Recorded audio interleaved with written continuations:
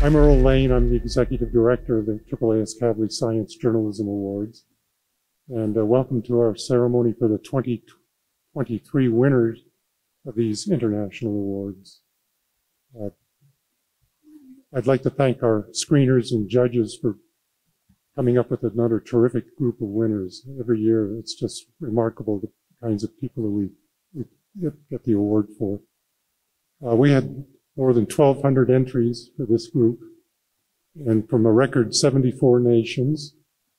For the first time since we started going global with this in 2015, the majority of the entries, 54%, were international rather than from the United States. So it's truly becoming a very global contest, and we're just we're very proud of that. Some of the people who are going to be coming up this evening are winners from Australia, India, Nigeria, Brazil, Austria, United Kingdom. So let's get to it. Hillary Rosner is going to be our moderator. She's a two-time winner of the award and as a past judge for the contest as well. She's a freelance science writer and also the assistant director of the program for environmental journalism at the University of Colorado Boulder. So, Hillary.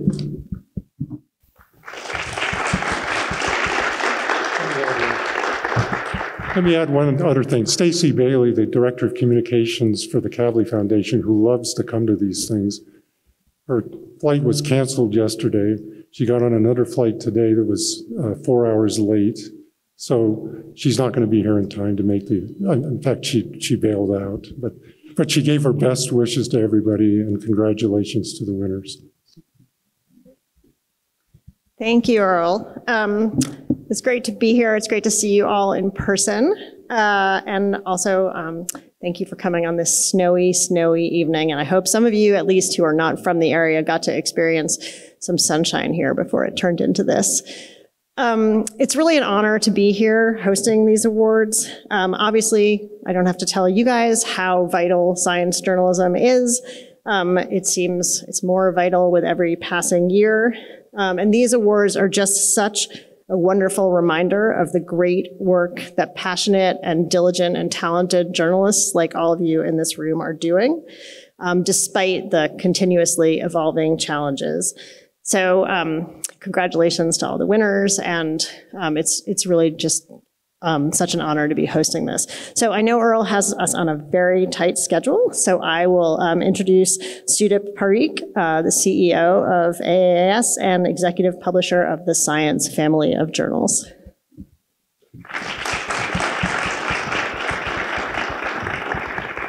Thanks, Hillary. And Earl, I was visualizing Stacy jumping out of that plane when you said bail out. So, I'm hoping that she got out before the plane took off.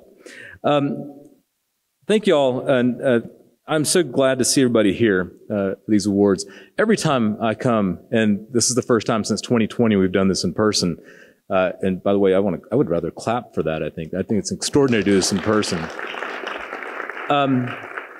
Every time I do this, I'm just amazed by the diversity of stories, by the storytelling that is a hallmark of the winners of this award, because it's that storytelling in some cases about things that we're not proud of, eugenics and race science, sometimes about things that we're incredibly excited about, like the cosmos and our better understanding of it.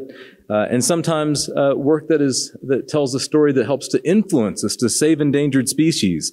That's extraordinary, and that is powerful, and it is important. And I don't want to just allude to it. I just want to say that I'm worried about the profession of journalism. I'm deeply troubled by what I see, and the fact that I see these incredible stories and the influence that you still have. Tells me that we have to work together to figure out how to ensure there is a business model for journalism, a business model that works, and a business model that allows us to have this voice that both is can celebrate science when that's deserved, and that can shine a light on us and hold us accountable when we don't deserve it.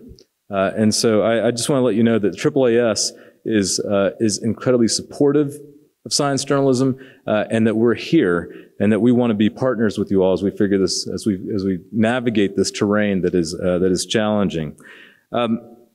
It is with that in mind that I think of the fact that throughout that adversity, throughout those challenges, throughout whatever there is, the resilience of you all, and again, the stories that have been told rival anything that's been written in the past, and frankly may exceed. And that is extraordinary, that you do that with resilience and with the absolute spirit that you bring to this. So thank you for what you do. Thank you for all that you bring to your profession. Now, before I turn it back over to Hillary, I did want to actually point out Earl, because I got here 4 years ago to the AAAS, and Earl had already been an institution of being here for 20 years. And I don't think he knew how much change and growth he would have to manage for this award program. But this is a special award program, and it's special for many reasons. But one of the most important reasons is because of Earl's leadership. And so I didn't want to let the moment pass without recognizing Earl's incredible leadership of this award ceremony. Now, with all that said, I want to end this on a high note, which is that the stories in here, they give me hope, they give me optimism, and they give me a plan. And when you put those three things together, you can actually make the world a better place. So thank you all for what you do, and I'm going to turn it back over to Hillary.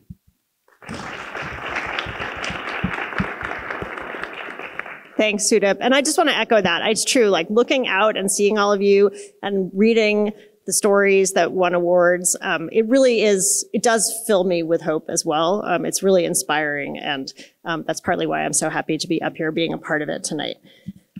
So, without further ado, let's meet our winners.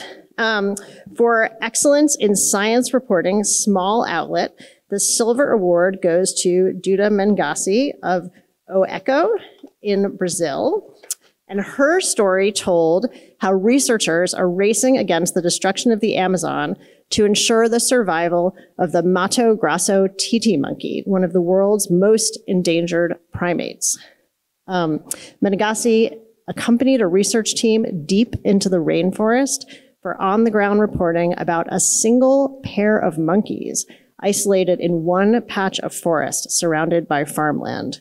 The expansion of agriculture, new road networks, urban development, and the construction of hydroelectric plants all affect the monkey's habitat and prospects for survival. Mengasi is our first award winner from Brazil. Gita?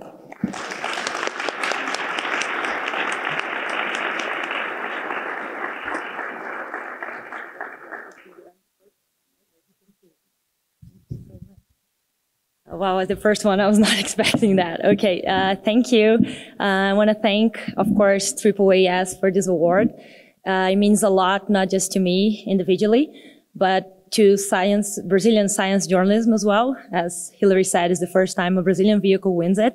So I'm truly, truly honored. And I know time is short for the speech, but I just need to thank OECO for being the vehicle that has supported me in going after those stories and talking about biodiversity and very, sensitive environmental issues that we are dealing with in Brazil. So truly honored. Thank you so much.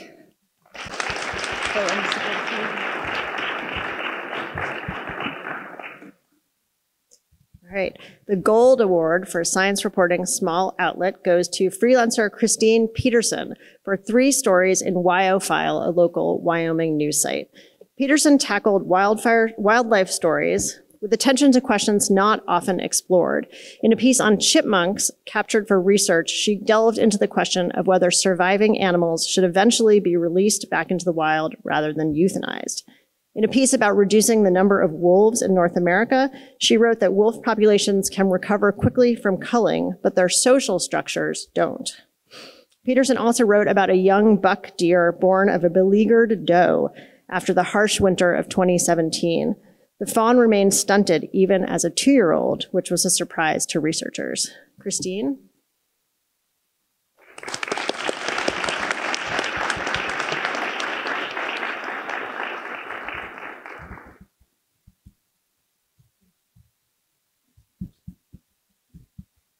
Thank you, AAAS, and it's just really an honor to win something like this from a state like Wyoming that doesn't have a lot of us reporting, and just so many thanks to all the researchers who are willing to answer questions and take deep breaths and explain things in really broken down ways to people like me. Thanks.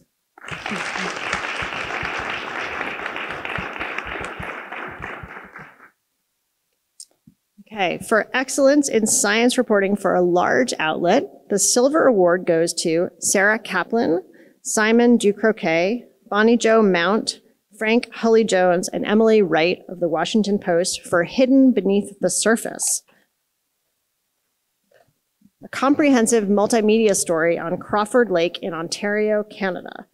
Perhaps more than any place on Earth, the lake holds evidence that humans have changed the planet's chemistry and climate in such fundamental ways that some scientists argue that it should serve as a marker for a new chapter in geologic time called the Anthropocene. The Post team could not send a representative, but Sarah Kaplan, a lead reporter on the project and now a two-time winner of the AAAS Kavli Award, thanks the judges and told us, "The bottom of Crawford Lake records an incredible story about humanity's escalating influence on the planet.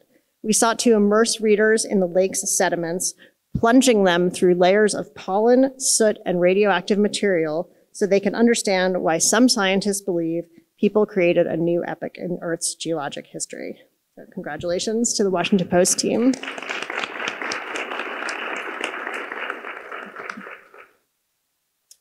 And the Gold Award for Science Reporting Large Outlet goes to Lauren Summer, Ryan Kellman, Rebecca Hersher, Connie Hanjung Jin, and Daniel Wood of NPR for Beyond the Poles, the Far-Reaching Dangers of Melting Ice, a series that showed how scientists are finding direct and sometimes surprising connections between climate change in the Arctic and Antarctic and disruptive events even closer to home.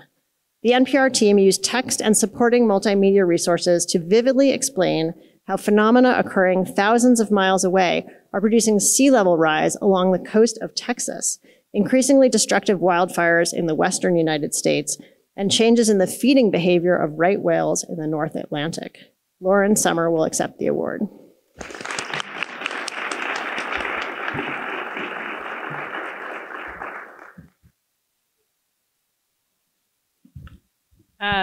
Thanks so much. We started this project because ice feels really far away to most of us, right? It's not in our everyday lives.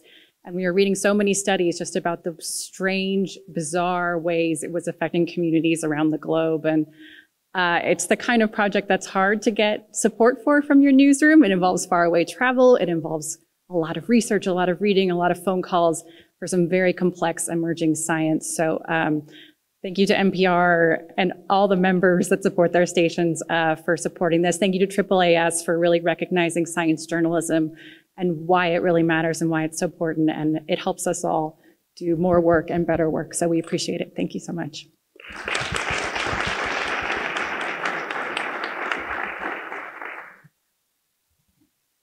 The Silver Award for Science Reporting in Depth goes to Kemi Busari for his investigation of a bogus doctor selling an herbal cure-all for malaria and other ills. Busari, Nigeria editor for Dubawa, an African fact-checkers organization, found that hundreds of thousands of the brew were likely sold monthly. Distressingly, the fake doctor was urging people to turn away from hospitals and modern medicine and trust in the power of his brew, particularly for children. Busari reported muddled regulatory oversight and concerns by scientists about the possible health risks of the concoction. He arranged for independent testing of the product.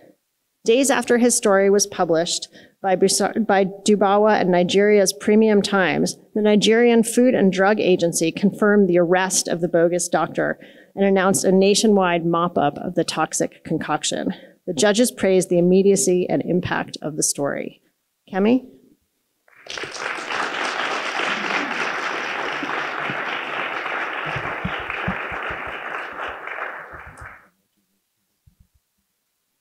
Hi, good evening. around this time last year, I was very deep into the story. And if at that period someone told me that I'll be on the stage to receive a Science Journalism Award, I would highly doubt it. But here I am.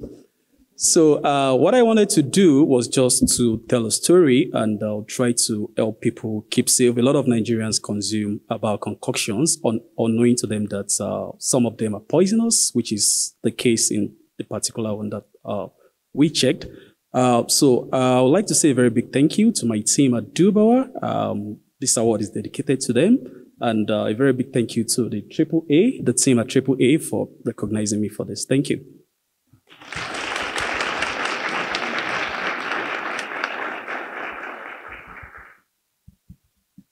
The Gold Award for Science Reporting in Depth goes to Ashley Smart of Undark, an online magazine, for a piece on the lingering impact of scientific racism, including the appropriation of legitimate genetics research for extremist ends. The more reputable studies do not directly take up the question of racial difference, Smart noted, but they explore themes that have long interested race scientists. Some catalog human genetic variation by continent, while others probe how genes influence cognitive ability, propensity to violence, and other complex traits. As their research is twisted to serve racist claims, he wrote, many geneticists are weighing the societal risks of their work and confronting an unsettling possibility that some of their most common practices and conventions may serve to perpetuate the myth of race as a biological category and help fuel scientific racism. Ashley.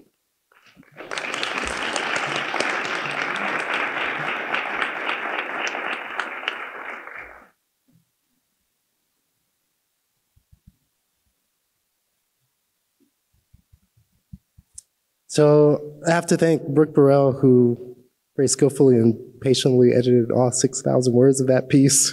And also, I'm blanking, Hannah Dr. Loeb, who did an amazing job fact-checking it, saved me time and time again. So this piece was actually part of a longer series that we did at Undark on race science called Long Division. And I'll just say with my time here that if you haven't read that entire series, I would highly recommend you read it. It's heavy, but it's also, I think, some of the most nuanced and sophisticated reporting on the topic that you'll find, done by an amazing team of reporters. And so it was an honor to be a part of that team, and it's an honor to see the work recognized with the Kavli Award. Thank you.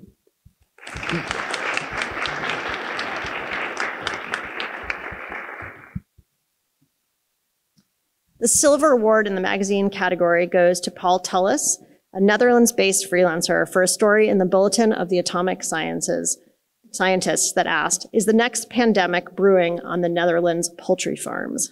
Highly pathogenic avian influenza used to be a disease that almost exclusively affected poultry, but in 2004, it spread to wild birds in China. Infected wild birds are often asymptomatic and can migrate carrying the flu virus. Outbreaks of the highly pathogenic avian flu required the culling of nearly 4 million birds on more than 60 Dutch farms in 2022. The greater the number of infected birds, the greater the risk of mutations that can allow the deadly virus to jump to humans. There's now a real concern that the spread of the virus that originated with human activity, mass poultry farming, is now coming around to bite humans back, Tullis wrote. Paul was unable to join us, but he said he is grateful that the Bulletin of the Atomic Scientists continues to fund such deeply reported enterprise features on public health. Congratulations to Paul.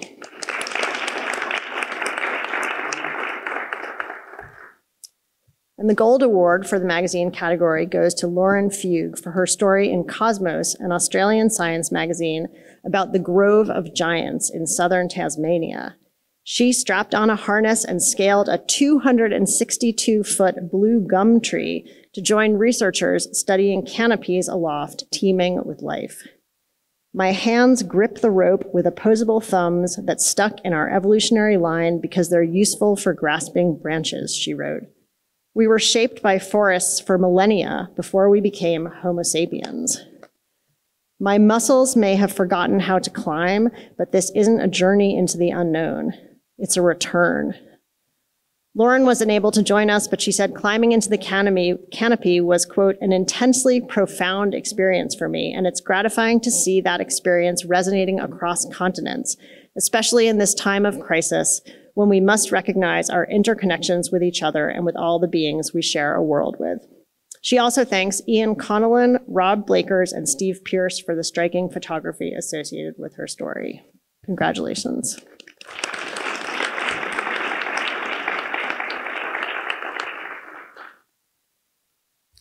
For video spot news feature reporting, the Silver Award goes to Bahar Dutt, Samreen Faroki, Vijay Bedi, Anmal Shavon, and Ajay Bedi for a story on Round Glass Sustain, an online site in India. They told of efforts by biologist Ayushi Jain to save the giant soft-shell turtle, once found in South and East Asia and now on the verge of extinction. Dutt joined Jane on her motor scooter as they raced to a nesting site where turtle eggs had been taken from the wild to prevent their loss due to rising river waters. They arrived in time to see the hatchlings gingerly emerge, one of the few times a hatching of the rare turtle has been documented. Jane warned that more resources are urgently needed to protect the turtles. A strong first step is the local community's acceptance of her research and conservation efforts. A crowd of local residents accompanied Jane and her colleagues when they released the batch of hatchlings. Bahar Dutt, congratulations. Thank you so much. I've traveled a long way for this, so I'm going to take some time. Who would have thought that our tiny little film on the Asian giant soft-shell turtle would make such big strides? A turtle that's as critically endangered as the tiger, but never seems to get the attention it deserves. I'd like to thank scientist Ayushi Jain for trusting our craft, the fishermen community that's taken it upon themselves to save this species, my co-winners, Anmol Chavan, Ajay Bedi, and Samreen Faruqi. I'd like to thank our broadcasters, Round Glass Sustain, for creating a magical platform for Indian wildlife filmmakers to tell their own stories in their own way. This award, I'd like to particularly thank the editor of the film, Vijay Bedi, who incidentally is also my husband, for not just beautifully making the film, but for believing in my ability to tell the story in my own way. Lastly, I'd like to thank and also dedicate this award to my father, S.P. Dutt, a man of science who we lost to COVID. I know this is his blessing from heaven. So thank you all and have a great night.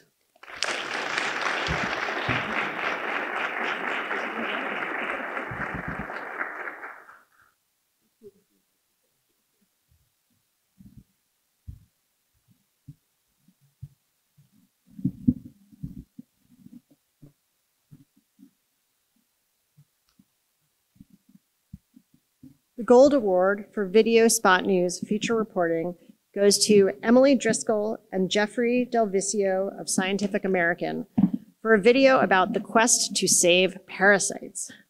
Scientists are becoming increasingly aware of the vital role parasites such as fleas, ticks, leeches, tapeworms, and mosquitoes can play in keeping ecosystems in balance. While not particularly lovable, many of these hangers-on have been with their hosts for much longer than humans have existed. Lemurs and their parasites, for instance, are thought to have evolved together for the past 60 million years. Now, 10% of parasites could face extinction from climate change over the next half century, according to Colin Carlson, a global change biologist. Both Emily and Jeff are here this evening. Come on up.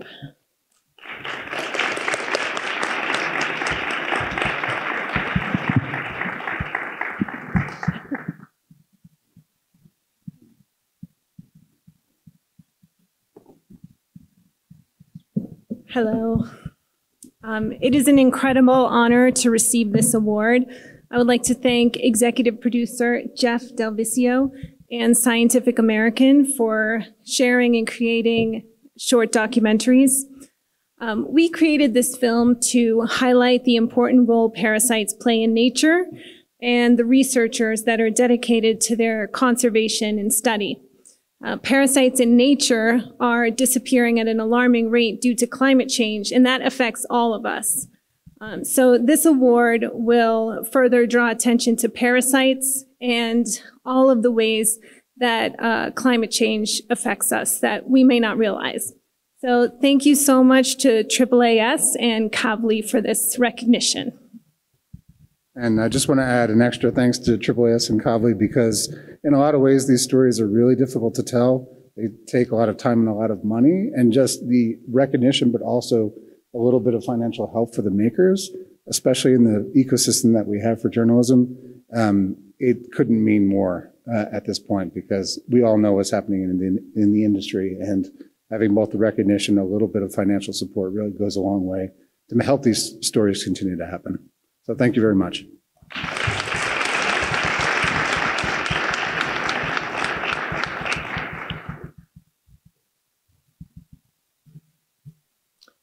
For video in-depth reporting, the Silver Award goes to Jared Lipworth, Jeff Luck, Whitney Beer Kerr, and Matt Hill for Wild Hope. For the Wild Hope series from PBS Nature from HHMI Tangled Bank Studios. From efforts to introduce 1 billion oysters along New York City's shoreline, to assessing the results of dam removals on the Elwha River in Washington state, to reporting on cooperative efforts to create a haven for the endangered red-cockaded woodpecker on an Army artillery range in North Carolina, the filmmakers told the stories of local changemakers intent on restoring and protecting biodiversity. It's easy to feel hopeless about the damage humans have done to the planet, but these simple stories offer an engaging, encouraging glimpse into the work being done by everyday Americans to protect their local environments, said Judge Angela Saini, a British science journalist and author. This is Jared Lipworth's second AAAS Kavli Award. Whitney Beer Kerr will accept the award on behalf of the team.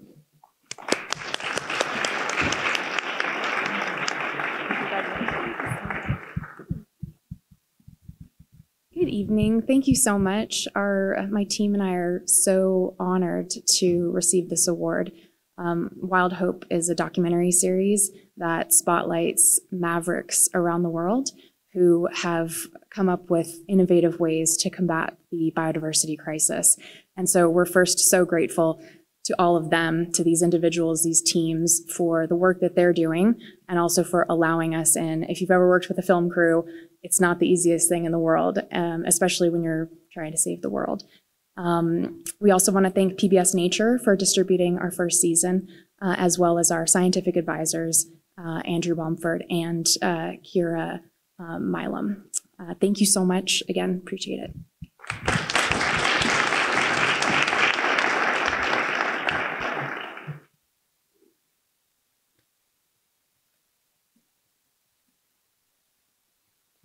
The Gold Award for in-depth video reporting goes to Ruth Berry and Christian Stopaker for Star Chasers of Senegal, a Nova GBH production by Terra Mater Studios in Austria. The PBS film explores the heritage and future of African astronomy. It is NASA's Lucy spacecraft that drives the narrative and the dreams of visionary Senegalese astronomer Mariam Kairé. The spacecraft is on a mission to fly by a series of asteroids to help scientists better understand the birth of our solar system. The flight team relies on events called stellar occultations to fine-tune the spacecraft's close encounters. In the film, Kairé's team in West Africa is shown preparing to record a stellar occultation to provide crucial support for the NASA mission. But Kairé's goals go well beyond that. I believe space is for everyone, he says. I have a much more challenging mission here on Earth to build a space agency in Senegal. I must prove to my people that science can change their lives. Writer-director Ruth Berry will accept the award.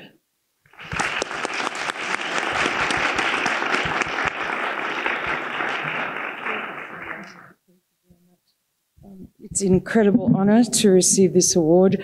A film is a team effort. I would very much like to thank Nova, Julia Court and Chris Schmidt, and Mark Bowie, who was one of the astronomers in the film who first put me onto this story and introduced me to Mariam Kairé.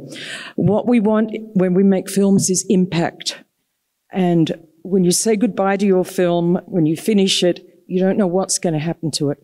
What happened to this film was fantastic. Not just this award, but we made a huge impact in Senegal, in the country where we made it. And Maram Kare has his space agency now. He's a wonderful man. Thank you.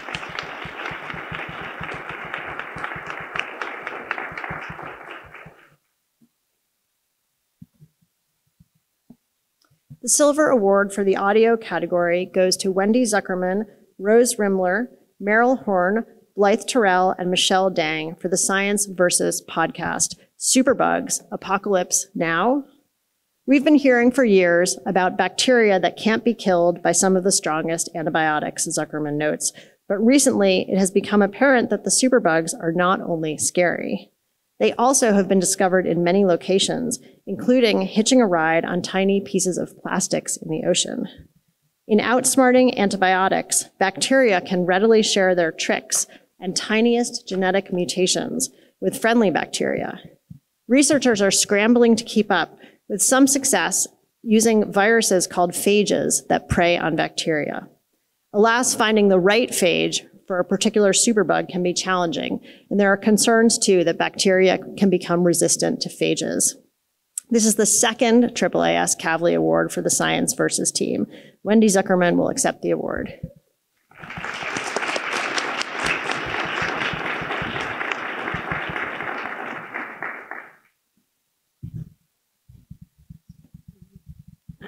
Thank you so much. This means so much, and the generosity of the AAAS to get me out here.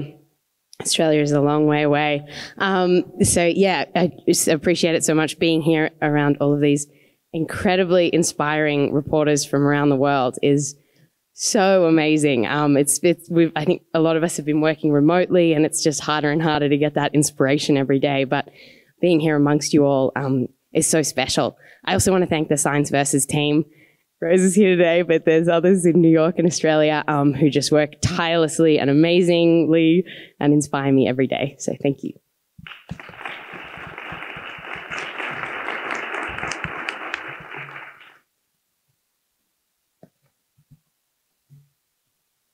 The Gold Award for Audio goes to Adam Rutherford and Ilan Goodman of the BBC for Bad Blood, The Story of Eugenics, a series that traced the development of the eugenics movement and its repercussions in the modern age.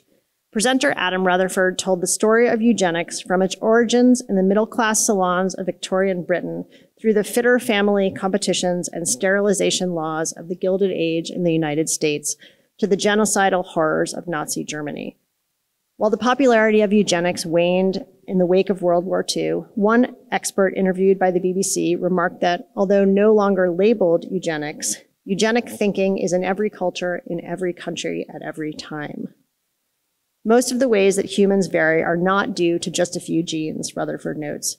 To ignore such complexity invites the kind of deterministic, categorical thinking embraced by the eugenicists, seeing the differences between people as inevitable, fixed, and biological, when in reality, they are complex, malleable, and messy.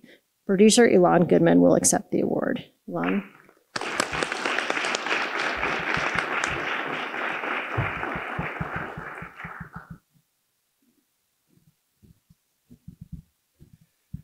Thank you. I'm so excited to be here. So yeah, as Hilary mentioned, I made the series with Adam Rutherford. It was a 6-part series. And I think he was partly motivated by wanting to grapple with the origins of his own discipline. He's a geneticist, and genetics really grew out of eugenics, quite troublingly. But another thing occurred to me that there's a sort of slightly uncomfortable parallel between the journey I've made from London to be with you here this evening and some of the ideas that the story that we told in the series, which was the term eugenics was coined and the ideas were developed in Victorian Britain. And then they came across the Atlantic and really took hold here in a way that they actually never quite did in Britain. And so it was actually in the US where the world's first sort of state-led program of involuntary sterilization was established in Indiana in 1907, and a number of other states, including most notably California. followed suit. So a troubling story, and I guess the overriding lesson that I was left with was in working on that series was we started to see how those ideas keep resurfacing and echoing in different ways and different movements, as has also been attested to by some of the other work being celebrated tonight. So sorry, that's a bit of a bummer of a message, but thank you so much.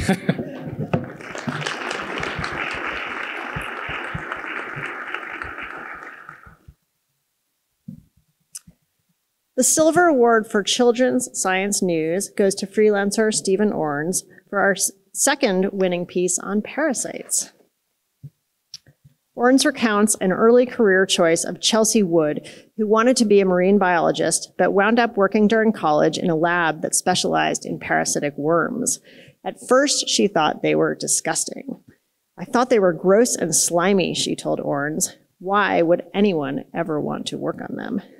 She saw, however, that while parasites could be harmful to an individual organism, they could also be beneficial to the ecosystems in which they live. She became hooked. Parasites just worm their way into my heart, Wood says. Now an ecologist at the University of Washington, she specializes in parasites of all sorts. They make up 4 out of every 10 species on the planet, and she and other specialists in the field are on a campaign to save them. Stephen Orns is now a 3-time winner and becomes one of 14 AAAS Kavli laureates who have retired the trophy and are no longer eligible for the award. Stephen?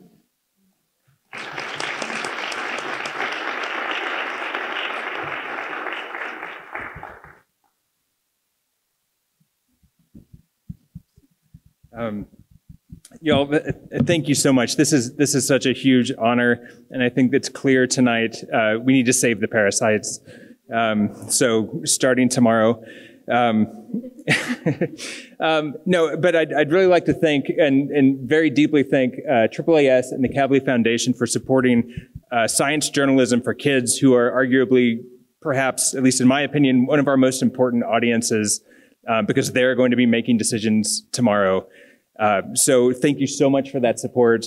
And I will say that writing about parasites was both disgusting and over time sort of became irresistible, and it's fun as a writer to find a narrative that goes against our preconceived notions.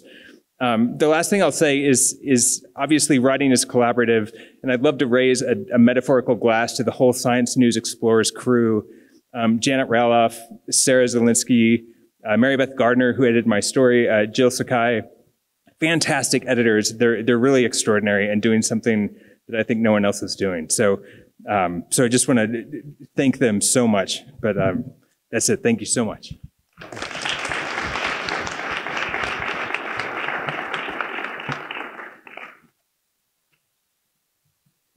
All right, this is our last award. The Gold Award for Children's Science News goes to freelancer Laura Allen for a story in Science News Explorers about scientists who are learning how to make cement and brick construction materials more earth-friendly with a surprising ingredient: poop. In some cases, the feces come from grazing animals such as cows whose manure is full of plant fibers. Recycling sludge, the material from sewage treatment plants, also works. Both types of poop have chemical ingredients useful in making cement and bricks. Large amounts of sewage sludge get buried in landfills every year, Allen reports, but making construction materials with it instead could put this waste to better use and at the same time reduce the pollution created by the standard fossil fuel burning processes used to make cement and bricks. Laura?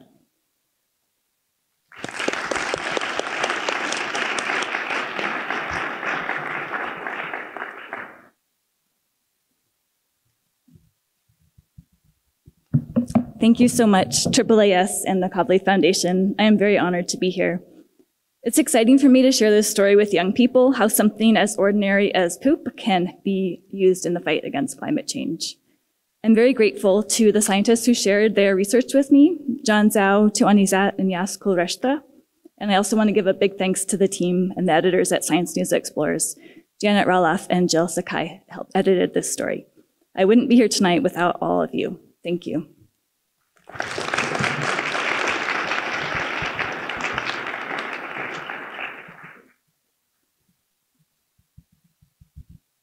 Well, thank you. Let's have one more round of applause for all of our winners.